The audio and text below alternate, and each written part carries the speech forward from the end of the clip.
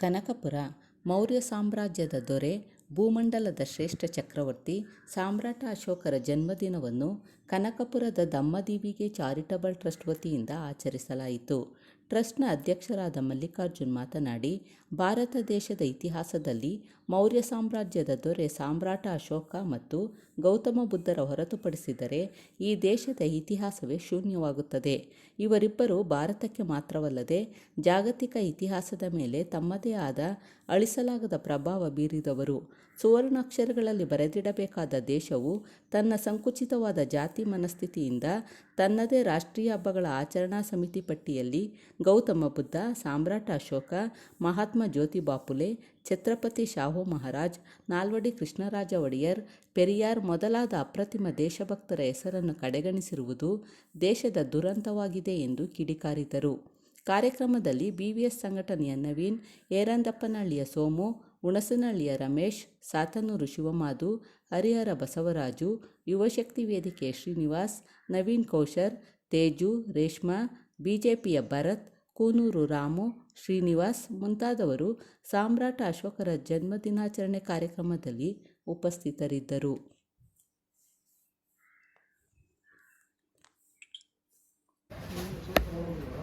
ಭಾರತ ದೇಶದಲ್ಲಿ ಅತ್ಯಂತ ಮಹಾನ್ ಚಕ್ರವರ್ತಿ, ಈ ದೇಶದಲ್ಲಿ ಏನಾದರೂ ಸಮಾಜನ ನಿರ್ಮಾಣ ಮಾಡೋಕ್ಕೆ ಏನಾದ್ರು ಅಡಿಪಾಯ ಆಗ್ತವ್ರು ಅಂದರೆ ಸುಮಾರು 2000 ವರ್ಷಗಳಿಂದ ಮೌರ್ಯ ಸಾಮ್ರಾಜ್ಯ ಅಂತಕ್ಕಂತಹ ಒಂದು ಬೃಹತ್ ಸಾಮ್ರಾಜ್ಯದ ಪ್ರಸಿದ್ಧ ಅರಸನಾದಂತಹ ಅಶೋಕ ಮಹಾರಾಜ. ಇಂಥ ಅಶೋಕ್ ಮಹಾರಾಜನ ಜಯಂತಿಯನ್ನು ಇಂದು ದಮ್ಮದಿವಿಗೆ ಚಾರಿಟೇಬಲ್ ಟ್ರಸ್ಟ್ ವತಿಯಿಂದ ಇವತ್ತು ಕನಕಪುರದಲ್ಲಿ ಆಯೋಜನೆ ಮಾಡಲಾಗಿದೆ. ಈ ಕಾರ್ಯಕ್ರಮಕ್ಕೆ ತಾವೆಲ್ಲರೂ ಆಗಮಿಸಿದರೆ ತಮ್ಮೆಲ್ಲರಿಗೂ ಒಟ್ಟಾರೆಯಾಗಿ ಈ ಕಾರ್ಯಕ್ರಮದ ಸ್ವಾಗತ ಬಯಸ್ತೇನೆ. ಹಾಗೂ ಈ ಕಾರ್ಯಕ್ರಮಕ್ಕೆ ಆಗಮಿಸಿರ್ತಕ್ಕಂತಹ ನಮ್ಮ ನಾಯಕರಾದಂಥ ರಮೇಶ್ ಅಣ್ಣನವರು ಕಾರ್ಯಕ್ರಮಕ್ಕೆ ಬಂದು ನೆರವೇರಿಸ್ಕೊಡ್ಬೇಕು ಅಂತ ಕೇಳ್ಕೊತಾ ಇದ್ದೀನಿ. ಬನ್ನಿ. ಹಾಗೂ ದಮ್ಮದಿವಿಗೆ ಚಾರಿಟೇಬಲ್ ಟ್ರಸ್ಟ್ ಎಲ್ಲ ಸದಸ್ಯರು ಇದ್ದೀರಿ ಇಲ್ಲಿ. ಹಾಗೂ ಶ್ರೀ ಭರತ್ ರವರು ದಲಿತ ಮುಖಂಡರು, ಅವರು ಕೂಡ ಈ ಕಾರ್ಯಕ್ರಮಕ್ಕೆ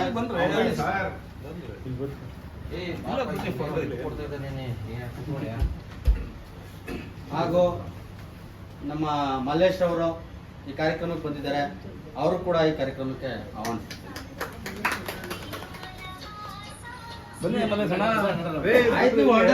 ದಮ್ಮದಿವಿಗೆ ಚಾರಿಟೇಬಲ್ ಟ್ರಸ್ಟ್ ನ ಪದಾಧಿಕಾರಿಗಳಾದಂತಹ ಹರಿಹರದ ಬಸವರಾಜಣ್ಣ ಬಂದಿದ್ದಾರೆ, ಅವರು ಕೂಡ ಈ ಕಾರ್ಯಕ್ರಮಕ್ಕೆ ಆಹ್ವಾನಿಸ್ತಾ ಇದ್ದೀನಿ, ಸ್ವಾಗತ ಬಯಸ್ತಾ ಇದ್ದೀನಿ. ಬಂಧುಗಳೇ, ಈಗ ಜ್ಯೋತಿ ಬೆಳಗುವ ಕಾರ್ಯಕ್ರಮ ಶುರು ಮಾಡೋಣ. ಎಲ್ಲರೂ ಪುಷ್ಪ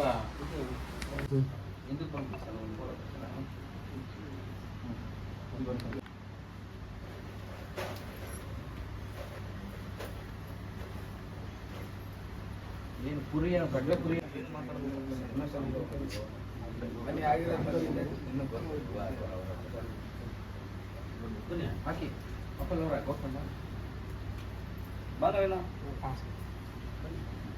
ಒಂಚೂರು ಜಾಗ ಮಾಡ್ಕೊಡಿ, ಸ್ವಲ್ಪ ಜಾಗ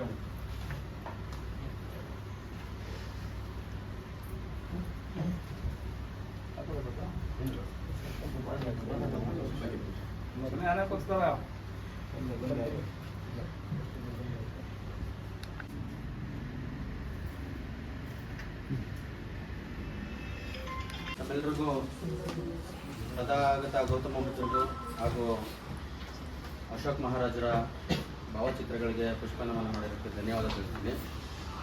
ಇವತ್ತಿನ ಕಾರ್ಯಕ್ರಮದ ಉದ್ದೇಶ ಹಾಗೂ ಅಶೋಕ್ ಮಹಾರಾಜರವರ ಸಾಧನೆಗಳ ಬಗ್ಗೆ ಒಂದೆರಡು ಕಿರು ಪರಿಚಯ ಮಾಡಿಕೊಡ್ತಾರೆ ದಮ್ಮದಿವಿಗೆ ಚಾರಿಟೇಬಲ್ ಟ್ರಸ್ಟ್ನ ಅಧ್ಯಕ್ಷರಾದಂಥ ಶ್ರೀಮಾನ್ ಮಲ್ಲಿಕಾರ್ಜುನ್ ಅವರು. ಮೊದಲನೇದಾಗಿ ಕನಕಪುರ ದಮ್ಮದಿವಿಗೆ ಚಾರಿಟಬಲ್ ಟ್ರಸ್ಟ್ನ ಮುಖಾಂತರ ನಾನು ಸಾಮ್ರಾಟ್ ಅಶೋಕರ ಜನ್ಮ ಜಯಂತಿಯ ಕಾರ್ಯಕ್ರಮಕ್ಕೆ ಅತ್ಯಂತ ಹೃತ್ಪೂರ್ವಕವಾದಂಥ ಸ್ವಾಗತವನ್ನು ಬಯಸ್ತೀನಿ. ಬಂದಿರತಕ್ಕಂಥ ಎಲ್ಲರಿಗೂ ಕೂಡ ಇದೊಂದು ವಿಶಿಷ್ಟವಾದಂಥ ಕಾರ್ಯಕ್ರಮ. ಇಡೀ ಭಾರತ ದೇಶದಲ್ಲಿ ಬೇಕಾದಷ್ಟು ಜನರ ಜನ್ಮದಿನಾಚರಣೆಯನ್ನು ಆಚರಣೆ ಮಾಡಲಾಗುತ್ತೆ. ಅದರಲ್ಲಿ ರಾಷ್ಟ್ರೀಯ ಹಬ್ಬಗಳ ಆಚರಣಾ ಸಮಿತಿನಲ್ಲಿ ಒಂದು ವರ್ಷದಲ್ಲಿ ಸುಮಾರು 120 ಜನ ರಾಷ್ಟ್ರ ನಾಯಕರ ಹೆಸರಿನಲ್ಲಿ ಮತ್ತು ಬೇರೆ ಬೇರೆ ಹೆಸರಿನಲ್ಲಿ ಎಲ್ಲರನ್ನೂ ಕೂಡ ಆ ಒಂದು ಪಟ್ಟಿಗೆ ಸೇರಿಸಿ ರಾಷ್ಟ್ರೀಯ ಹಬ್ಬಗಳ ಆಚರಣಾ ಸಮಿತಿ ಮುಖಾಂತರ ಎಲ್ಲರ ಇದರಲ್ಲಿ ಜನ್ಮದಿನಾಚರಣೆಯನ್ನ ಮಾಡ್ತಾ ಇದ್ದಾರೆ. ಅದರಲ್ಲಿ ವೇಮನ ಅವ್ರದ್ದು ಜನ್ಮದಿನಾಚರಣೆ ಮಾಡ್ತಾ ಇದ್ದಾರೆ, ಶಂಕರಾಚಾರ್ಯರ ಜನ್ಮದಿನಾಚರಣೆ ಮಾಡ್ತಾ ಇದ್ದಾರೆ, ಮತ್ತು ಬೇರೆ ಬೇರೆ ಎಲ್ಲ ರೀತಿಯ ಅಕ್ಕಮಹಾದೇವಿ ವಚನಕಾರಗಳು ಮತ್ತು ಬೇರೆ ಬೇರೆ ಎಲ್ಲ ರೀತಿಯ ಆ ಸಾಧಕರನ್ನು, ಸನ್ಮಾನಿತರನ್ನು ಮತ್ತು ಬೇರೆ ಬೇರೆ ರೀತಿಯ ಕ್ಷೇತ್ರಗಳಲ್ಲಿ ಸಾಧನೆ ಮಾಡಿರ್ತಕ್ಕಂಥ ಮತ್ತು ಕವಿಗಳನ್ನ ಸಾಹಿತ್ಯ ಲೋಕಕ್ಕೆ ಕೊಡುಗೆ ಕೊಟ್ಟಿರ್ತಕ್ಕಂಥ ಬಹಳ ಜನರನ್ನ ಅವರು ಒಂದು ರಾಷ್ಟ್ರೀಯ ಹಬ್ಬಗಳ ಆಚರಣಾ ಸಮಿತಿಯಲ್ಲಿ ಸೇರ್ಪಡೆ ಮಾಡಿ ಈ ಭಾರತ ದೇಶ ಅತ್ಯಂತ ವಿಜೃಂಭಣೆಯಿಂದನೂ ಮತ್ತು ಸಂಭ್ರಮ ಸಡಗರಗಳಿಂದಲೂ ವೈಚಾರಿಕವಾಗಿ ಆಚರಣೆ ಮಾಡ್ತಾ ಇದೆ. ಅದರಲ್ಲಿ ಬಹಳ ಮುಖ್ಯವಾಗಿ ಈ ದೇಶದಲ್ಲಿ ಗೌತಮ ಬುದ್ಧನನ್ನ ಅವನ ಜನ್ಮದಿನಾಚರಣೆಯನ್ನ ಆಚರಣೆ ಮಾಡ್ತಾ ಇಲ್ಲ ಈ ಭಾರತ ದೇಶ. ಪ್ರಪಂಚವೇ ಅತ್ಯಂತ ಸಂಭ್ರಮ ಸಡಗರಗಳಿಂದ ವೈಶಾಖ ಹುಣ್ಣಿಮೆಯನ್ನು ಆಚರಣೆ ಮಾಡುತ್ತೆ. ಜಪಾನ್ ಆಚರಣೆ ಮಾಡುತ್ತೆ, ಥೈಲ್ಯಾಂಡ್ ಆಚರಣೆ ಮಾಡುತ್ತೆ, ಮೈನ್ಮಾರ್ ದೇಶ ಆಚರಣೆ ಮಾಡುತ್ತೆ, ಶ್ರೀಲಂಕಾ ಆಚರಣೆ ಮಾಡುತ್ತೆ, ಚೀನಾ ದೇಶ ಆಚರಣೆ ಮಾಡುತ್ತೆ, ರಷ್ಯಾ ಮಾಡುತ್ತೆ. ಎಲ್ಲ ಪ್ರಪಂಚದ 198 ರಾಷ್ಟ್ರಗಳ ಪೈಕಿ ಬಹುತೇಕ ರಾಷ್ಟ್ರಗಳು ಎಕ್ಸೆಪ್ಟ್ ಇಂಡಿಯಾವನ್ನು ಹೊರತುಪಡಿಸಿ ಉಳಿದ ರಾಷ್ಟ್ರಗಳು ಬುದ್ಧನ ಜಯಂತಿನ ಆಚರಣೆ ಮಾಡ್ತದೆ. ಅದೇ ರೀತಿ ಸಾಮ್ರಾಟ್ ಅಶೋಕನ ಜನ್ಮದಿನವನ್ನ ಈ ಭಾರತ ದೇಶ ಆಚರಣೆ ಮಾಡ್ತಾ ಇಲ್ಲ. ಬೇರೆ ಬೇರೆ ಕಂಟ್ರಿಗಳಲ್ಲಿ ಆಚರಣೆ ಮಾಡ್ತಾ ಇದೆ, ಭಾರತ ದೇಶದಲ್ಲಿ ಆಚರಣೆ ಮಾಡ್ತಾ ಇಲ್ಲ. ಹಾಗಾದ್ರೆ ಯಾಕೆ ಸಾಮ್ರಾಟ್ ಅಶೋಕನ ಜನ್ಮದಿನವನ್ನ ಭಾರತ ದೇಶ ಆಚರಣೆ ಮಾಡ್ತಾ ಇಲ್ಲ? ಯಾಕೆ ಆಚರಣೆ ಮಾಡಬಾರ್ದು? ಆಚರಣೆ ಮಾಡೋದಕ್ಕೂ ಆಚರಣೆ ಮಾಡದೇ ಇರೋದಕ್ಕೂ ನಡೆದಿರ್ತಕ್ಕಂಥ ಹುನ್ನಾರಗಳೇನು ಅನ್ನೋದನ್ನ ನಾವಿಲ್ಲಿ ಗಂಭೀರವಾಗಿ ಅವಲೋಕಿಸಬೇಕಾಗುತ್ತೆ, ಮತ್ತೆ ಗಂಭೀರವಾಗಿ ವಿಶ್ಲೇಷಣೆ ಮಾಡಬೇಕಾಗುತ್ತೆ. ನೀವು ನೋಡಿ, ಭಾರತ ದೇಶದ ಇತಿಹಾಸ ಶುರುವಾಗೋದು ಯಾರಿಂದ? ಭಾರತಕ್ಕೆ ಜಾಗತಿಕ ಮಟ್ಟದಲ್ಲಿ ಒಂದು ಮೌಲ್ಯ, ಒಂದು ಬೆಲೆ, ಒಂದು ಗೌರವ ಸಮರ್ಪಣೆ ಆಗಿರೋದು, ಗೌರವ ದಕ್ಕಿರ್ತಕ್ಕಂಥದ್ದು ಯಾರಿಂದ ಅಂತ ನೋಡೋದಾದ್ರೆ ಅದು ಮೊದಲನೇದಾಗಿ ಗೌತಮ ಬುದ್ಧನಿಂದ ಈ ಭಾರತ ದೇಶಕ್ಕೆ ಗೌರವ ಸಿಕ್ಕಿದೆ ಮತ್ತು ಮನ್ನಣೆ ಸಿಕ್ಕಿದೆ. ಮತ್ತು ಭಾರತ ದೇಶಕ್ಕೆ ಪ್ರಪಂಚದಾದ್ಯಂತ ಬೆಲೆ ಇರ್ತಕ್ಕಂಥದ್ದು ಯಾತಕ್ಕೆ ಅಂತಂದ್ರೆ ಅವನು ಬುದ್ಧ ಭಾರತದವನು ಅನ್ನೋ ಕಾರಣಕ್ಕೋಸ್ಕರ ಅವನಿಗೆ ಬೆಲೆ ಇದೆ. ಸೊ ಅದೊಂದು ಮುಖ್ಯವಾಗಿ ಸಾಮ್ರಾಟ್ ಅಶೋಕ ಅವರು ಈ ಭಾರತ ದೇಶದಲ್ಲೇ ಜನ್ಮ ತಳೆದು ಈ ಭಾರತ ದೇಶದಲ್ಲಿ ಮುಚ್ಚಿ ಮರೆಯಾಗೋಗಿದ್ದಂತ ಬುದ್ಧನ ಧಮ್ಮವನ್ನ ತಗೊಂಡು ಬಂದು ಪುನಃ ಈ ಪ್ರಪಂಚದಾದ್ಯಂತ ಬುದ್ಧನ ತತ್ವ ಸಿದ್ಧಾಂತಗಳನ್ನ ತನ್ನ ಆಡಳಿತದ ಮೂಲಕ ಜಗಜ್ಜಾಹಿರು ಮಾಡಿ ಪ್ರಜಾಪ್ರಭುತ್ವವನ್ನು ನೆಲೆಗೊಳ್ಳೋದಕ್ಕೆ ಕಾರಣಕರ್ತರಾಗಿರ್ತಕ್ಕಂಥವ್ರು ಸಾಮ್ರಾಟ್ ಅಶೋಕ. ಸೊ ಈ ಇಬ್ಬರು ಮಹಾನ್ ನಾಯಕರುಗಳಿಂದಾಗಿ ಈ ಭಾರತ ದೇಶದ ಚರಿತ್ರೆಗೆ, ಭಾರತ ದೇಶಕ್ಕೆ, ಭಾರತಕ್ಕೆ ವಾಸ ಮಾಡ್ತಕ್ಕಂಥ ಜನರಿಗೆ, ಪ್ರಜೆಗಳಿಗೆ ಒಂದು ಬೆಲೆ ಇರ್ತಕ್ಕಂಥದ್ದು.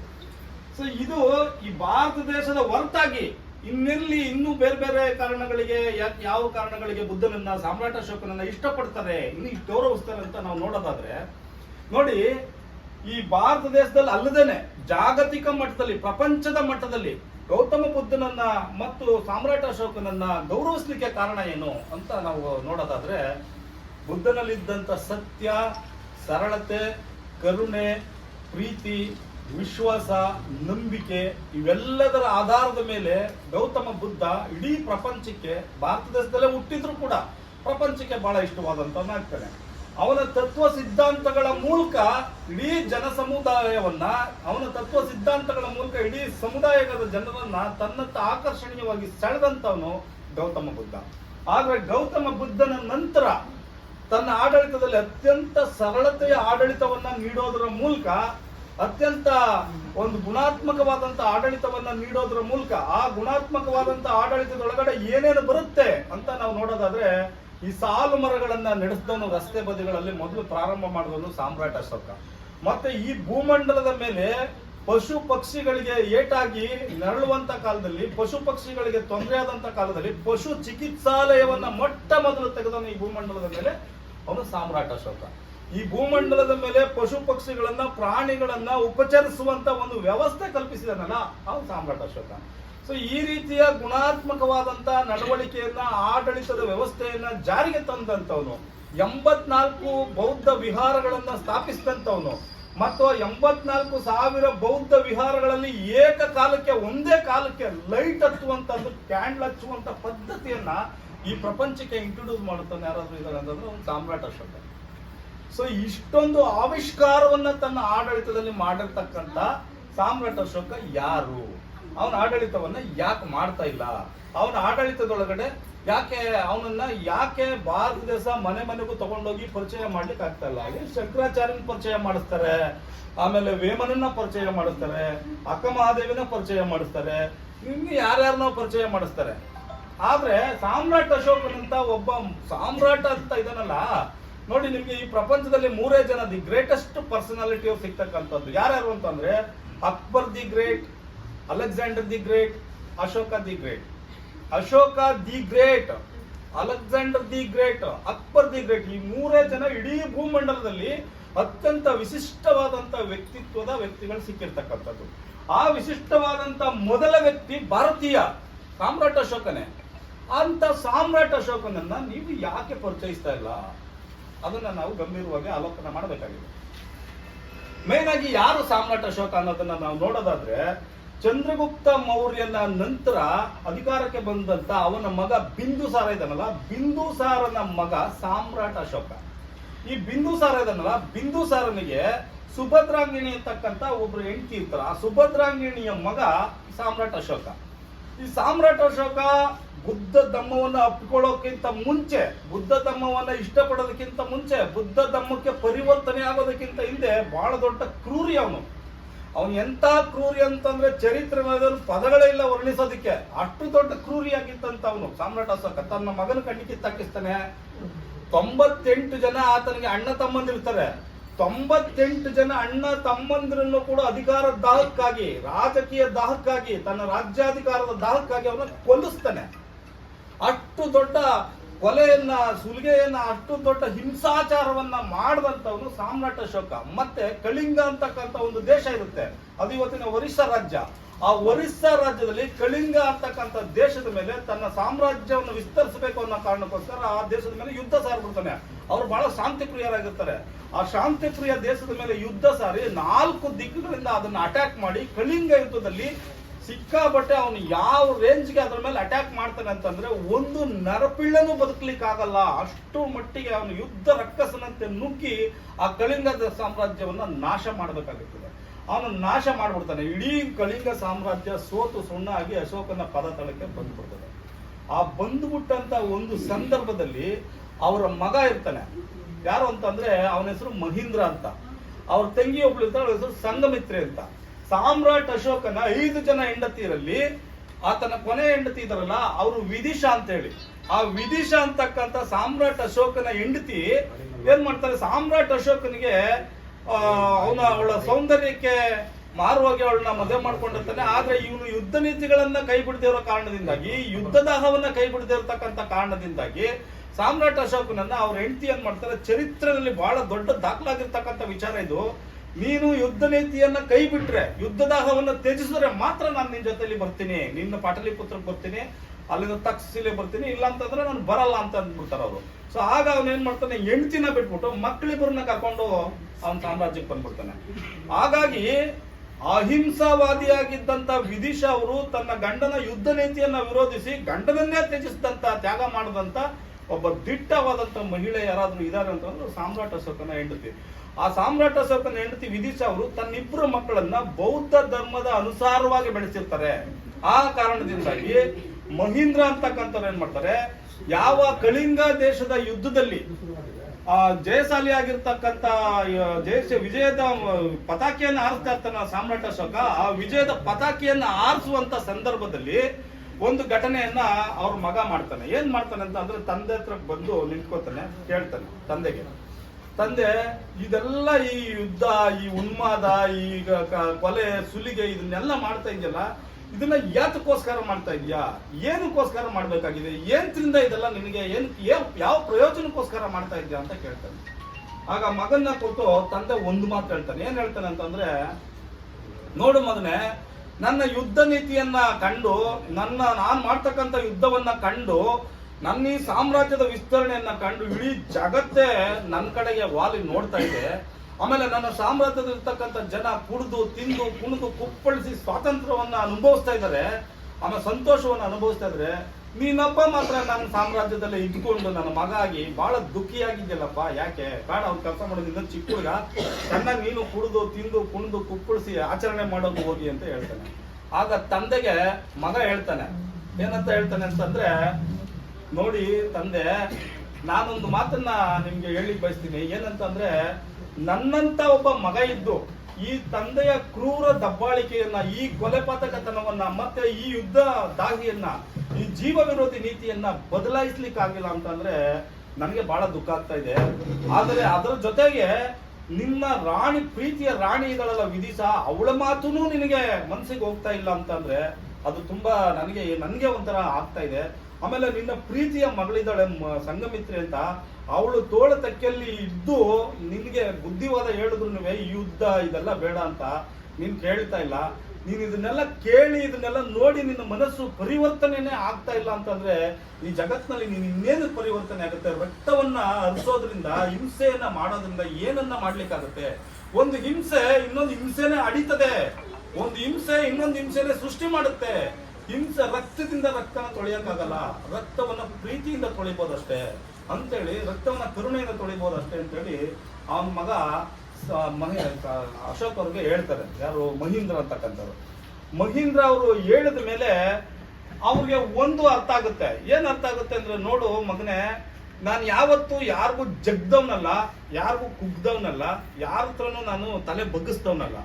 ಆದ್ರೆ ಇವತ್ತ್ಯಾಕೋ ನನಗೆ ನಿನ್ನ ಮಾತಿಂದ ನನಗೆ ನಿನ್ನ ಮುಂದೆ ಒಂದ್ ಸ್ವಲ್ಪ ತಲೆ ಬಗ್ಗಿಸಬೇಕು ಅಂತ ಅನ್ಸಿದೆ. ಯಾಕಂತ ಗೊತ್ತಿಲ್ಲ ನನಗೆ ಅನ್ನಿಸ್ತಾ ಇರಲ್ಲ, ಈಗ ಅನ್ಸಿದೆ ನನಗೆ ಅಂತ ಹೇಳ್ತಾನೆ. ಸೊ ಅದಾದ್ಮೇಲೆ ಏನ್ ಮಾಡ್ತಾನೆ ಅವನು, ಆ ಕಳಿಂಗ ದೇಶವನ್ನ ನೋಡ್ಕೊಂಡು ಬರ್ಲಿಕ್ಕೆ ಹೋಗ್ತಾನೆ. ಏನು ಆಕಾಶದಲ್ಲಿ ಹದ್ದು ರಣಹದ್ದುಗಳು ಆ ಹೆಣಗಳನ್ನ ಕಿತ್ಕೊಂಡು ತಿನ್ನೋದಕ್ಕೋಸ್ಕರ ಹುಡ್ಕಾಡ್ತಿರ್ತವೆ. ಕಳೆದೋಗಿರ್ತಕ್ಕಂಥ ಮಗನ ಎಣಿಕೆ ತಂದೆ ಹುಡ್ಕಾಡ್ತಿರ್ತಾನೆ, ಕಳೆದೋಗಿರ್ತಕ್ಕಂಥ ಅಣ್ಣನ ಎಣಿಕೆ ತಂಗಿ ಹುಡ್ಕಾಡ್ತಿರ್ತಾಳೆ. ತಾಯಿ ತನ್ನ ಗಂಡ ಎಲ್ಲಿದ್ದಾನೋ ಅಂತ ಅಂದ್ಬಿಟ್ಟು ಅವಳು ಆ ಹೆಣವನ್ನ ಹುಡ್ಕಾಡ್ತಿರ್ತಾಳೆ. ಸೊ ಈ ಹುಡ್ಕಾಟದಲ್ಲಿ ನೋಡ್ತಾನಲ್ಲ, ಇವನ್ಗೆ ನನ್ನ ಒಂದು ವಿಜಯಕ್ಕೋಸ್ಕರ, ನನ್ನ ಒಂದು ಸಾಮ್ರಾಜ್ಯ ವಿಸ್ತರಣೆಗೋಸ್ಕರ ಇಷ್ಟೊಂದು ಕೊಲೆಗಳಾಗಬೇಕಾಗಿತ್ತ, ಇಷ್ಟು ರಕ್ತ ಹರಿಬೇಕಾಗಿತ್ತ, ಇಷ್ಟು ಜೀವ ಹೋಗ್ಬೇಕಾಗಿತ್ತ, ಇಷ್ಟು ಗಾಯಾಳುಗಳಾಗಬೇಕಾಗಿತ್ತ, ಇಷ್ಟು ಜನರನ್ನ ತಗೊಂಡೋಗಿ ನಾನು ಸೆರೆ ಹಿಡಿದು ಇಟ್ಕೋಬೇಕಾಗಿತ್ತ, ಇದೆಲ್ಲ ಯಾತಕ್ಕೋಸ್ಕರ ಮಾಡಿದೆ ನಾನು ಅಂತ ಹೇಳ್ಬಿಟ್ಟು ಅವನ ಮೈಂಡ್ ಇದೆಯಲ್ಲ, ಮೈಂಡ್ ತುಂಬಾ ಡಿಸ್ಟರ್ಬೆನ್ಸ್ ಆಗ್ಬಿಡುತ್ತೆ. ಯಾವ ರೀತಿ, ಯಾವ ಮಟ್ಟಿಗೆ ಡಿಸ್ಟರ್ಬೆನ್ಸ್ ಆಗುತ್ತೆ ಅಂತಂದ್ರೆ, ಏನಕ್ಕೋಸ್ಕರ ಇದನ್ನೆಲ್ಲ ನಾನು ಮಾಡ್ಬೇಕಾಯ್ತು, ನನ್ನ ಮಗ ಹೇಳಿದ್ದೇನು, ನನ್ನ ಹೆಂಡತಿ ಹೇಳಿದ್ದೇನು, ನನ್ನ ಮಗಳು ಹೇಳಿದ್ದೇನು, ಆಗ ಅವನಿಗೆ ಸ್ವಲ್ಪ ಬದಲಾವಣೆ ಕಾಣಕ್ಕೆ ಶುರುವಾಗುತ್ತೆ. ಒಂದು ರೀತಿ ಚಂಚಲ ಆಗ್ಬಿಡುತ್ತೆ. ಇಲ್ಲಿ ಕೂತ್ಕೊಳಕ್ಕಾಗಲ್ಲ, ಅಲ್ಲಿ ನಿಂತ್ಕೊಳಕ್ಕಾಗಲ್ಲ, ನಿಂತು ಮಲಗಕ್ಕಾಗಲ್ಲ, ನಿದ್ದೆ ಬರಲ್ಲ, ಅವ್ನಿಗೆ ಆ ತರ ಆಗ್ಬಿಡುತ್ತೆ.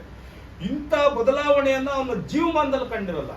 ಸೊ ಆಗ ಅದೇ ಸಂದರ್ಭಕ್ಕೆ ಇನ್ನೊಂದು ಘಟನೆ ನಡೆಯುತ್ತೆ. ಅವನು ಅರಮನೆಗೆ ಬಂದಿರ್ತಾನೆ, ಮಧ್ಯಾಹ್ನ 12 ಗಂಟೆ ಆಗಿರುತ್ತೆ. ಒಬ್ಬ ಬೌದ್ಧ ಬಿಕ್ಕು, ಅವನ ಹೆಸರು ನೆಗ್ರೋಧ ಅಂತ. ನೆಗ್ರೋಧ ಅಂತಕ್ಕಂಥ ಒಬ್ಬ ಬೌದ್ಧ ಬಿಕ್ಕು ಅರಮನೆಗೆ ಬಂದು ಭಿಕ್ಷೆ ಕೇಳ್ತಾ ಇರ್ತಾನೆ. ಅವನನ್ನ ನೋಡ್ತಾನೆ ಸಾಮ್ರಾಟ ಅಶೋಕ. ಇವನ್ಗೆ ಒಂದು ದಿಗ್ಭ್ರಮೆ ಮತ್ತು ಅಸಹ್ಯನ ಉಟ್ಕೊಳ್ಳುತ್ತೆ ಸಾಮ್ರಾಟ ಅಶೋಕನ ಬಗ್ಗೆ. ನಾನು ಈ ಸಾಮ್ರಾಜ್ಯದ ಚಕ್ರವರ್ತಿ ಆಗಿದ್ದೀನಿ, ನಾನು ಈ ಸಾಮ್ರಾಜ್ಯದ ಚಕ್ರವರ್ತಿಯಾಗಿ ನನ್ನ ಮುಖದಲ್ಲಿ ಒಂದು ಮುಗುಳನಾಗೆ ಇಲ್ಲ, ಎಲ್ಲಿ ಯುದ್ಧ ನಡೀತದೋ ಏನಾಗುತ್ತೋ ಅಂತಕ್ಕಂಥ ಆತಂಕ ಕಾರ್ಮೋಡ ಕಾಣ್ತಾ ಇದೆ ನನಗೆ. ಮತ್ತೆ ನನ್ನ ದೇಹದೊಳಗಡೆ ಕಾಂತಿ ಇಲ್ಲ, ಬಸವಳದೋಗಿದ್ದೀನಿ ನಾನು ಯುದ್ಧ ಮಾಡಿ. ಮತ್ತೆ ನನ್ನ ಒಂದು ಇದು ಯಾವುದೇ ನನ್ನ ಮಾನಸಿಕವಾದಂತ ನೆಮ್ಮದಿ ಇಲ್ಲದೆ ಇದ್ದಂತ ನೆಮ್ಮದಿ ಕಳ್ಕೊಂಡ್ಬಿಟ್ಟಿದ್ದೀನಿ ನಾನು. ಇಷ್ಟೆಲ್ಲವೂ ಆಗಿದೆ. ಆದ್ರೆ ಆ ಸನ್ಯಾಸಿ ಅವನ ಮುಖದಲ್ಲಿ ಇರ್ತಕ್ಕಂಥ ಮುಗುಳನಾಗೆ ಹೆಂಗಿದೆ, ಅವನು ಎಷ್ಟು ಚೆನ್ನಾಗಿದೆ, ಅವನ ಮುಖದಲ್ಲಿರ್ತಕ್ಕಂಥ ಕಾಂತಿ ಏನು, ಅವನ ದೇಹವನ್ನ ಎಷ್ಟು ಸುಸ್ಥಿತಿನಲ್ಲಿ ಇಟ್ಕೊಂಡಿದ್ದಾನೆ, ಯಾವುದಕ್ಕೂ ವಿಚಲಿತಲಾಗದೇನೆ ಎಷ್ಟೊಂದು ನಿಷ್ಕಲ್ಮಶವಾದ ನಗು ಆ ಸನ್ಯಾಸಿಯ ಮುಖದಲ್ಲಿದೆ ಅಂತ ಅಂದ್ಬಿಟ್ಟು ಅವನನ್ನ ಕೇಳ್ತಾನೆ. ರೇ ಸನ್ಯಾಸಿ, ಇಲ್ಲ ಕಣಯ್ಯ, ನಾನು ಈ ದೇಶದ ಸಾಮ್ರಾಟ ಚಕ್ರವರ್ತಿ, ನನ್ಗೆ ಇಷ್ಟೊಂದು ನೆಮ್ಮದಿ ಇಲ್ಲ, ಶಾಂತಿ ಇಲ್ಲ, ನನ್ನ ಮಕ್ಕಳು ನನ್ನ ಮಾತು ಕೇಳ್ತಲ್ಲ, ನನ್ನ ಹೆಂಡತಿ ನಾನು ತಿರ್ಬಾಕ್ ಹೇಳ್ತಾ ಇದ್ದಾಳೆ, ನಾನು ಏನು ಮಾಡಕ್ ಹೋದ್ರೆ ನನಗೆ ಮನಸ್ಸೇ ಹೋಗ್ತಾ ಇಲ್ಲ, ಆದ್ರೆ ನೀನ್ ಇಷ್ಟು ಚೆನ್ನಾಗಿದ್ಯಲ್ಲಪ್ಪ, ಹಿಂಗಿದ್ಯಲ್ಲ, ಏನ್ ನಿನಗೆ ಅಂತ ಕೇಳ್ತಾನೆ. ಆಗ ಆ ಸನ್ಯಾಸಿ ಏನ್ ಹೇಳ್ತಾನೆ ಅಂತಂದ್ರೆ, ಅವನೊಂದು ವಿಚಾರವನ್ನ ಹೇಳ್ತಾನೆ. ಏನ್ ಹೇಳ್ತಾನೆ ಅಂದ್ರೆ, ನೋಡಿ, ನಾನು ಬುದ್ಧ ದೇವನ ಹೆಸರಿನಲ್ಲಿ ಭಿಕ್ಷೆ ಬೇಡಲಿಕ್ಕೆ ಬಂದಿದ್ದೀನಿ. ನಾನು ತಿನ್ನೋ ಊಟವನ್ನ ಬುದ್ಧ ದೇವನ ಹೆಸರಿನಲ್ಲಿ ಭಿಕ್ಷೆ ಕೇಳ್ಕೊಂಡು ನಿನ್ ಮನೆಗೆ ಬಂದಿದ್ದೀನಿ ಚಕ್ರವರ್ತಿ, ನನಗೆ ಊಟ ಕೊಡು, ಬುದ್ಧ ದೇವನ ಹೆಸರಿನಲ್ಲಿ ನಾನು ಭಿಕ್ಷೆ ಬೇಡ್ತಾ ಇದ್ದೀನಿ, ನನಗೆ ಊಟ ಕೊಡು ಅಂತ ಕೇಳ್ತಾನೆ. ಆಗ ಅವನ ಮನೆಯಲ್ಲಿ ಮಾಡಿದಂತ ಭಕ್ಷ್ಯ ಭೋಜನಗಳೆಲ್ಲನ್ನು ತರಿಸಿ ಆ ಸನ್ಯಾಸಿನ ಕೂರಿಸಿ ಅವನ್ನ ಕೇಳ್ತಾನೆ, ನೀನ್ ಯಾಕೆ ಭಿಕ್ಷೆ ಬಿಡ್ತಾ ಇದ್ಯಾ, ಬುದ್ಧದೇವ ಅಂದ್ರೆ ಯಾರು, ಅವನೇನು ಮಾಡಿದ್ದಾನೆ, ಅವನ ವೇಷದಲ್ಲಿ ನೀನ್ ಯಾಕಿದ್ಯಾ ಅಂತ ಕೇಳ್ತಾನೆ. ಆಗ ನಡೆದಿದ್ದಂತ ಎಲ್ಲ ವಿಚಾರಗಳನ್ನ, ಬುದ್ಧನ ಬಗ್ಗೆ ಇರ್ತಕ್ಕಂಥ ವಿಚಾರಗಳನ್ನೆಲ್ಲ ಹೇಳ್ತಾನೆ. ಬುದ್ಧ ಯಾತಕ್ಕೋಸ್ಕರ ಬದುಕಿದ್ದ, ಏನನ್ನ ಬದಲಾವಣೆ ತಂದ, ಯಾವ ಬದಲಾವಣೆಯಿಂದ ಏನಾಗಿದೆ ಈ ದೇಶದಲ್ಲಿ, ಇದೆಲ್ಲವನ್ನ ಅವನು ಹೇಳ್ತಾನೆ. ವಿವರಿಸಿ ವಿವರಿಸಿ ವಿವರಿಸಿ ವಿವರಿಸಿ ಹೇಳ್ತಾನೆ. ಅದನ್ನ ಹೇಳಿದ ಮೇಲೆ ಸಾಮ್ರಾಟ್ ಅಶೋಕನ್ಗೆ ಅವ್ರಿಗೆ ಜ್ಞಾನ ಬರುತ್ತೆ. ಏನ್ ಜ್ಞಾನ ಬರುತ್ತೆ ಅಂತಂದ್ರೆ, ಈ ಬುದ್ಧ ಮತ್ತು ಆತನ ತಮ್ಮ ಇಷ್ಟೊಂದು ಶ್ರೇಷ್ಠವಾಗಿದ್ಯಾ, ಈ ಬುದ್ಧ ಧರ್ಮವನ್ನ ನಾನು ಸ್ವೀಕಾರ ಮಾಡಬೇಕು. ನಾನು ಸ್ವೀಕಾರ ಮಾಡಬೇಕು ಅಂದ್ರೆ ನನಗೆ ಏನ್ ಮಾಡಬೇಕು ಅಂತ ಕೇಳ್ತಾನೆ. ಆಗ ಅವನು ಹೇಳ್ತಾನೆ, ಈ ಬುದ್ಧ ಧರ್ಮವನ್ನ ನಾನು ನಿನಗೆ ಕೊಡ್ಲಿಕ್ಕಾಗಲ್ಲ, ಯಾಕಂದ್ರೆ ನನಗಿನ್ನೂ ಆ ಶಕ್ತಿ ಸಾಲಲ್ಲ. ನನ್ನ ಗುರುಗಳಾಗಿರ್ತಕ್ಕಂಥ ಮೊಗ್ಗಲನ ತಿಸ್ಸ ಅಂತ ಅಂದ್ಬಿಟ್ಟು ನನ್ನ ಗುರುಗಳಿದ್ದಾರೆ. ಅವ್ರನ್ನ ನಾನು ನೀನು ಒಪ್ಪೋದಾದ್ರೆ ನಾನು ನಿನ್ನ ಅರಮನೆಗೆ ಕರ್ಕೊಬರ್ತೀನಿ, ಅವರು ನಿನಗೆ ಈ ಒಂದು ಧಮ್ಮ ದೀಕ್ಷೆಯನ್ನ ಕೊಡ್ತಾರೆ ಅಂತ ಹೇಳಿ ಹೇಳ್ತಾರೆ. ಸೊ ಆಗ ಅವನು ಆದ್ಯತೆ ಮೇಲೆಗೆ ಅವ್ರನ್ನ ಆಹ್ವಾನಿಸ್ತಾರೆ. ಆ ಅರಮನೆಗೆ ಬರ್ತಾರೆ.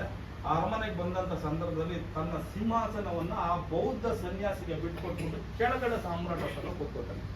ಅಂತ ಸಂದರ್ಭದಲ್ಲಿ ಅವನ್ಗೆ ಸಾಮ್ರಾಟ್ ಪ್ರಿನ್ಸಿಪಲ್ಸ್ ಏನೇನಿದೆಯೋ ಪ್ರತಿಯೊಂದು ವಿಚಾರವನ್ನ ಆ ಒಂದು ಮೊಗ್ಗಲನ ತಿಸ್ಸ ಅಂತಕ್ಕಂಥ ಒಬ್ಬ ಬಂತೇಜಿಯವರು ಅದನ್ನೆಲ್ಲವನ್ನ ಬೋಧಿಸ್ತಾರೆ. ಬುದ್ಧ ಅಂದ್ರೆ ಯಾರು, ಅವನ ನಡವಳಿಕೆ ಏನು, ಅವನ ಸಾಮ್ರಾಜ್ಯ ಹೇಗಿತ್ತು, ಅವನು ಹೇಗೆ ಬದುಕಿದ್ದ, ಅವನು ಎಲ್ಲ ಪ್ರಾಣಿ ಪಕ್ಷಿಗಳಲ್ಲಿ ಹೇಗೆ ದಯವನ್ನ ಇಟ್ಕೊಂಡಿದ್ದ, ಕರುಣೆಯನ್ನ ಹೊಂದಿದ್ದ, ಎಲ್ಲವನ್ನ ತಿಳಿಸ್ತಾರೆ. ಹಾಗಾಗಿ ಅವ್ರೇನ್ ಮಾಡ್ತಾರೆ, ಅವತ್ತಿಂದ ಮನಪರಿವರ್ತನೆಯಾಗಿ ಸಾವಿರಾರು ಯುದ್ಧಗಳನ್ನ ಮಾಡಿ ಯುದ್ಧದಾಗಿ ಆಗಿದ್ದಂತ ಸಾಮ್ರಾಟ್ ಅಶೋಕ ಖಡ್ಗವನ್ನ ಬುದ್ಧನ ಸನ್ಯಾಸಿಯ ಪದತಲಕ್ಕೆ ಒಪ್ಪಿಸಿ ಅವನು ಧಮ್ಮದ ದಂಡವನ್ನ ಹಿಡ್ಕೊಂಡು ಅಲ್ಲಿಂದಾಚೆಗೆ ಆತ ಒಂದು ಧರ್ಮದ ಕೆಲಸವನ್ನ ಮಾಡ್ಲಿಕ್ಕೆ ಹೊರಡ್ತಾರೆ. ಬುದ್ಧ ಧಮ್ಮವನ್ನ ಕಟ್ಟೋದಿಕ್ಕೆ ಅವರು ಒಂದು ದೊಡ್ಡ ಒಂದು ಕಂಕಣ ಬದ್ಧರಾಯ್ತಾರೆ. ಅಲ್ಲಿಂದಾಚೆಗೆ ಇಡೀ ಭಾರತ ದೇಶ ಅಲ್ಲ, ಪ್ರಪಂಚದಾದ್ಯಂತ ಎಲ್ಲ ರಾಷ್ಟ್ರಗಳಿದ್ದು, ಶ್ರೀಲಂಕಾ ದೇಶ ಇರ್ಬೋದು, ಮಯನ್ಮಾರ್ ದೇಶ ಇರ್ಬೋದು, ನೇಪಾಳ ಇರ್ಬೋದು, ಚೀನಾ ಇರ್ಬೋದು, ಪ್ರತಿಯೊಂದು ರಾಷ್ಟ್ರಗಳಿಗೆ ಕೂಡ ಆತನ ಮಗ ಮತ್ತು ಮಗಳನ್ನ ಕಳಿಸಿ ತಾನು ಕೂಡ ಹೋಗಿ ಎಲ್ಲ ರಾಷ್ಟ್ರಗಳಲ್ಲಿ ಮರೆಯಾಗೋಗಿದ್ದಂತ ಬುದ್ಧನ ತತ್ವ ಸಿದ್ಧಾಂತಗಳನ್ನ ಮತ್ತೆ ಬಿತ್ತುತ್ತಾರೆ. ಅದರ ಜೊತೆಗೆ ಒಂದು ಐತಿಹಾಸಿಕವಾದಂತ ವಿಚಾರ ಇಂಡಿಯಾ ದೇಶದ ಇತಿಹಾಸದಲ್ಲಿ ನಡೆದಿದೆ. ಅದೇನು ಅಂತಂದ್ರೆ, ಬಿಹಾರ ರಾಜ್ಯದಲ್ಲಿ ಒಂದು ಬೌದ್ಧ ವಿಹಾರ ಇದೆ. ಆ ಬೌದ್ಧ ವಿಹಾರದಲ್ಲಿ ಬೌದ್ಧನಿಗೆ ಜ್ಞಾನೋದಯವಾಗಿತ್ತು ಒಂದು ಅರಳಿ ಮರದ ಕೆಳಗಡೆ. ಆ ಅರಳಿ ಮರವನ್ನ ಇಲ್ಲಿನ ಮನುವಾದಿಗಳು ಏನ್ ಮಾಡ್ತಾರೆ, ಬುಡದ ಸಮೇತ ಕಿತ್ತಾಕಿಸ್ಬಿಡ್ತಾರೆ. ಅದನ್ನ ಬುಡದ ಸಮೇತ ಕಿತ್ತಾಕ್ಸ್ಬಿಟ್ಟು ಬುದ್ಧನಿಗೆ ಜ್ಞಾನೋದಯವಾಗಿರ್ತಕ್ಕಂಥ ಅರಳಿ ಮರ ಇದೆಯಲ್ಲ, ಅದು ಬೋಧಿ ಟ್ರೀ ಇದೆಯಲ್ಲ, ಆ ಬೋಧಿ ಟ್ರೀ ಇಡೀ ವಿಶ್ವದ ಗಮನವನ್ನ ಸೆಳೆದು ಬಿಟ್ಟಿರ್ತದೆ ಭಾರತಕ್ಕೆ. ಅದನ್ನ ನೋಡ್ಲಿಕ್ಕೆ ಅಂತಾನೆ ಕೋಟ್ಯಾನುಕೋಟಿ ಜನ ಬರ್ತಾ ಇರ್ತಾರೆ. ಸೊ ಅದಕ್ಕಾಗಿ ಏನ್ ಮಾಡ್ತಾರೆ, ಆ ಅರಳಿ ಮರವನ್ನ ಇಲ್ಲಿನ ಮನುವಾದಿ ಇವರಿದಾರಲ್ಲ, ಅವ್ರು ಏನ್ ಮಾಡ್ತಾರೆ, ಬುಡದ ಸಮೇತ ಕಿತ್ತಾಕಿಸ್ಬಿಟ್ಟಿರ್ತಾರೆ. ಆ ಬುಡದ ಸಮೇತ ಕಿತ್ತಾಕಿಸ್ಬಿಟ್ಟಿದ್ದಂತ ಅರಳಿ ಮರಕ್ಕೆ ಸಾವಿರಾರು ವರ್ಷ ಕಳೆದೋಗ್ಬಿಟ್ಟಿರ್ತದೆ. ಅಲ್ಲಿಗೆ ಶ್ರೀಲಂಕಾದಲ್ಲಿ ಭಾರತ ದೇಶದಲ್ಲಿ ಸಾಮ್ರಾಟ್ ಅಶೋಕನ ಆಡಳಿತ ಬಂದು ಅವನು ಬುದ್ಧ ಧರ್ಮವನ್ನು ಒಪ್ಕೊಂಡು ಅವನಿಗೆ ಜ್ಞಾನೋದಯವಾಗಿ ಬುದ್ಧನನ್ನ ಇಷ್ಟಪಡುವಷ್ಟಕ್ಕೆ ಸಾವಿರಾರು ವರ್ಷ ಕಳೆದೋಗಿರ್ತದೆ. ಆ ಸಾವಿರಾರು ವರ್ಷ ಕಳೆದು ಹೋಗಿದ್ರು ಕೂಡ ಆ ಮರ ಎಲ್ಲಿದೆ ಅಂತಕ್ಕಂಥ ಮರದ ಕೊರಡನ್ನ ಪತ್ತೆ ಹಚ್ಚಿ ಆ ಮರದ ಕೊಂಬೆಯನ್ನ ಸಾಮ್ರಾಟ್ ಅಶೋಕನ ಮಗ ಇದನ್ನಲ್ಲ ಮಹೀಂದ್ರ ಅವನಿಗೆ ಉಡುಗೊರೆಯಾಗಿ ಕೊಡ್ತಾನೆ. ಅವನು ಆ ಮರವನ್ನ ಸ್ವತಃ ಜೀವಂತ ಬುದ್ಧನನ್ನ ತೆಗೆದುಕೊಂಡು ಹೋಗ್ತಕ್ಕಂಥ ರೀತಿಯಲ್ಲಿ ಇಲ್ಲಿಂದ ಆ ಮರವನ್ನ ಶ್ರೀಲಂಕಾಕ್ಕೆ ತಗೊಂಡು ಹೋಗ್ತಾನೆ. ಶ್ರೀಲಂಕಾದ ಅನುರಾಧಪುರದಲ್ಲಿ ಆ ಮರದ ಕೊಂಬೆಯನ್ನ ಪ್ಲಾಂಟ್ ಮಾಡ್ತಾನೆ. ಸಾವಿರಾರು ವರ್ಷಗಳ ನಂತರ ಆ ಮರ ಮತ್ತೆ ಚಿಗುರೊಡೆಯುತ್ತೆ, ಬುದ್ಧನಿಗೆ ಜ್ಞಾನೋದಯ ಆಗಿರ್ತಕ್ಕಂಥ ಮರ. ಸೊ ಅಂತಹ ಇತಿಹಾಸ ಇದ್ದಂತ ಬುದ್ಧ ಮತ್ತು ಆತನ ತತ್ವ ಸಿದ್ಧಾಂತಗಳನ್ನ ಬುದ್ಧನಿಗೆ ಜ್ಞಾನೋದಯವಾಗಿದ್ದಂತ ಅಂತ ಒಂದು ಐತಿಹಾಸಿಕವಾದಂತ ದಾಖಲೆಯನ್ನ ಅಳಿಸಾಕ್ಬಿಟ್ಟಿದ್ದಂತ ನೆಲದಿಂದ ಸಾಮ್ರಾಟ್ ಅಶೋಕ ಆತನ ಮಗನ ಮೂಲಕ ಅನುರಾಧಪುರ ಅಂತಕ್ಕಂಥ ಶ್ರೀಲಂಕಾಪುರದಲ್ಲಿ ಆ ಮರವನ್ನ ಪ್ಲಾಂಟ್ ಮಾಡ್ತಾನೆ. ಆ ಮರ ಶ್ರೀಲಂಕಾದಲ್ಲಿ ಇವತ್ತಿಗೂ ಇದೆ.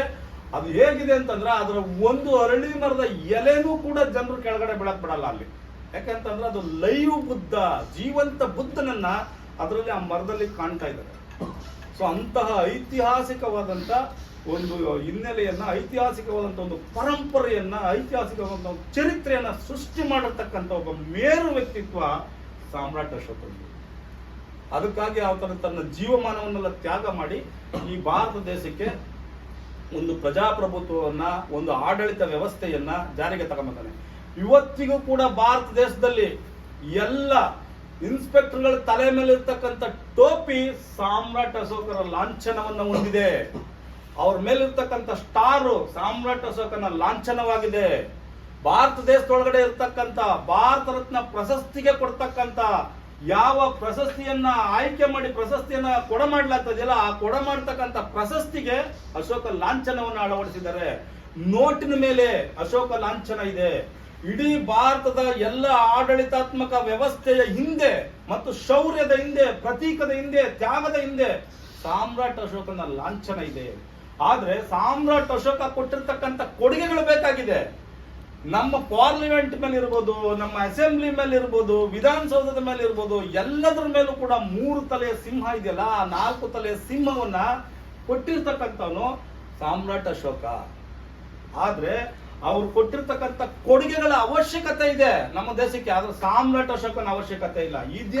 ಇದು ವಿಚಿತ್ರ, ಇದೆಂತಹ ದೌರ್ಭಾಗ್ಯ ಈ ಭಾರತ ದೇಶದಲ್ಲಿ.